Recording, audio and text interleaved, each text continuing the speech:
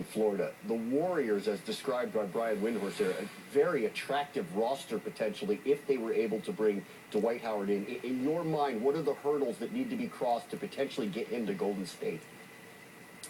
Well, it's interesting because it seems like if Dwight Howard's going to make a decision today, it would seem like it's an easy decision because it doesn't seem like he's been sitting on it for too long after meeting with these teams. So it's quite possible he would be moving quickly because a team like the Warriors do have these other moves in place in order to either free up the salary cap space and to potentially get a sign and trade done with the Lakers. So they do have to clear almost about $30 million in space just to sign him outright, or they could figure out a way to do that, a deal with the Lakers. But yeah, they are in a position where they probably don't want to get rid of either Harrison Barnes or Klay Thompson. But if you look at it with one of those two, with Steph Curry, with David Lee, with potentially Dwight Howard, that's a pretty good starting point, and that's nothing to scoff at there. And I think the Warriors are probably looking at it as being as aggressive as possible to put that team together on the floor. Of all the rosters that are out there that potentially have Dwight Howard on it, the one with Jarrett Jack, Steph Curry, potentially Thompson or Barnes, David Lee, and Dwight Howard seems like the most attractive potential one.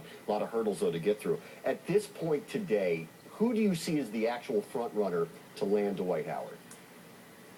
Well, if they can maneuver the contracts necessary, I would say the Warriors, because if you look at it just in terms of all things being equal, if the Warriors had enough salary cap space to begin with to sign Dwight Howard, that would seem like the most attractive destination because they have so many young, talented players to put around him. But the way it is right now, the way it's set up, I would still probably lean toward the Rockets just because the Warriors have so much to do to get that, to make that a possibility. And the Warriors aren't only just trying to shed cap space for Dwight Howard. It's not an all or nothing deal for them. They can, shed those salaries and add other players instead. So they're in a pretty good position there. If they get Dwight Howard, great. If they don't, they still have a really strong core and a really strong base to work with. It would seem, too, that if the decision doesn't come today, maybe he is buying a little time for Golden State if that's the direction he would like to go. If he doesn't go back to the Lakers, and the tea leaves are reading that he's not, what is plan B for them moving forward?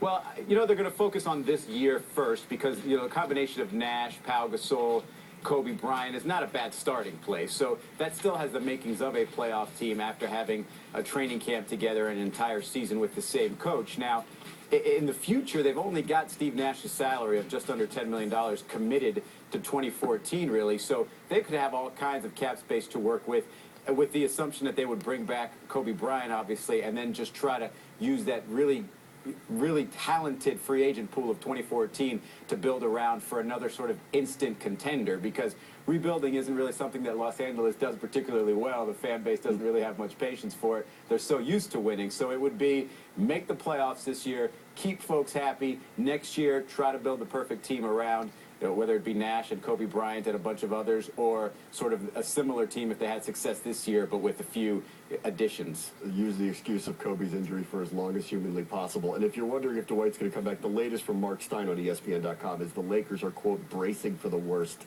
So we'll find out later today, we think, with Dwight Howard, and that's Israel Gutierrez, who will be watching with us.